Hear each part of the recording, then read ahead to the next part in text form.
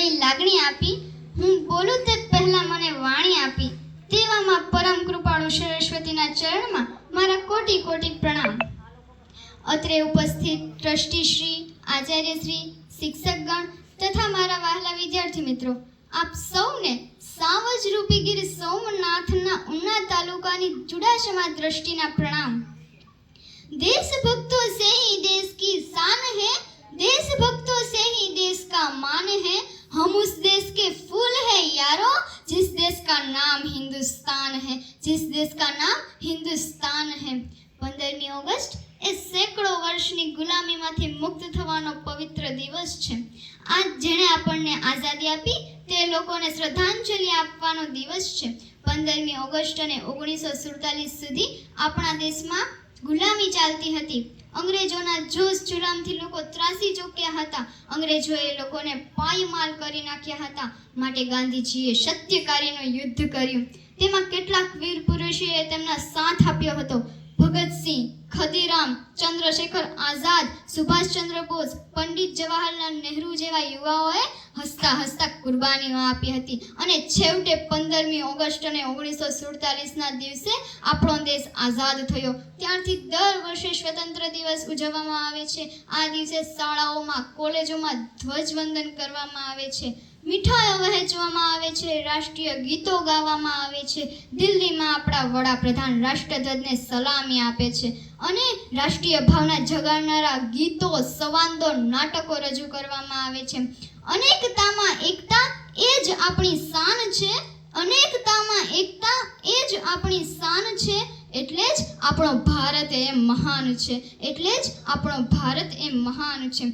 મિત્રો, આ આઝાદી આપણને એમને એમ જ નથી મળી. આમની પાછળ કેટલાક લોકોના સંઘર્ષો, ત્યાગો અને બલિદાનો જોડાયેલા છે આપણને. પરંતુ મિત્રો, હું આપ સૌને ભૂતકાળની વાતો કરવા કરતાં આજે આપ સવાલ પૂછવા માંગુ છું કે શું 15મી ઓગસ્ટ અને 26મી જાન્યુઆરીના દિવસે તિરંગો લહેરાવો તે જ દેશભક્તિ છે? પરંતુ આ 2026ની ભારતની સરહદ પાર કરતા દુશ્મનો કરતાં પણ મોટા દાનવ આપણી અંદર છુપાયેલા છે, જે છે બેદરકારી, ભ્રષ્ટાચાર, પ્રદૂષણ, ફેક ન્યૂઝ તથા નફરત.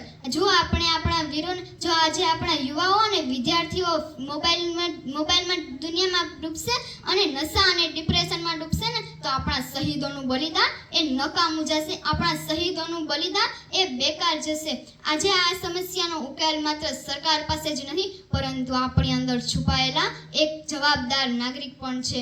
જો એટલે જ કહેવાય છે, ન પૂછો દેશ કો દેશને હમે ક્યાં દિયા હૈ, न पूछो देश को देश ने हमें क्या दिया है, सोचो बस इतना कि हमने देश को क्या दिया है, सोचो बस इतना कि हमने देश को क्या दिया है.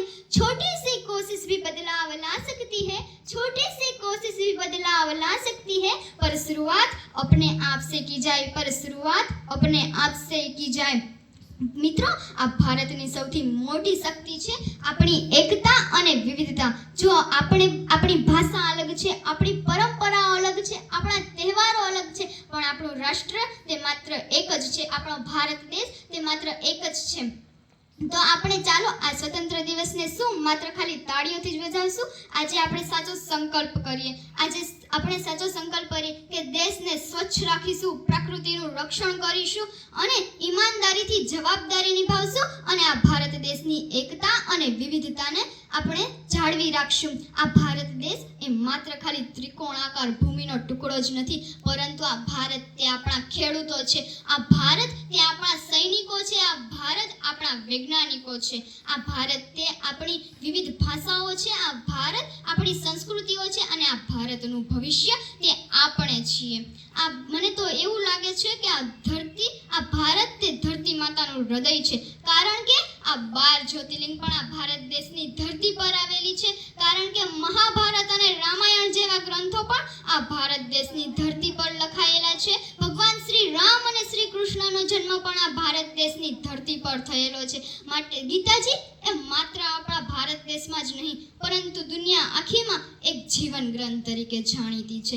માટે ભારત તે ધરતી માતાનું હૃદય છે.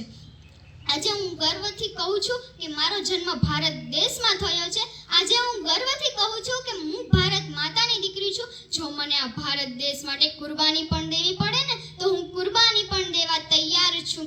બસ અંતે હું એટલું જ કહીશ કે આ માટીમાં હું જન્મી છું, આ માટીમાં હું જીવીશ, આ માટીને હું ગારીશ, આ માટીને જીવાડીશ. આ માટી મારી કાયા, આ માટી મારી માયા, આ માટી માથે માટી, આ માટીમાં હું ભળીશ.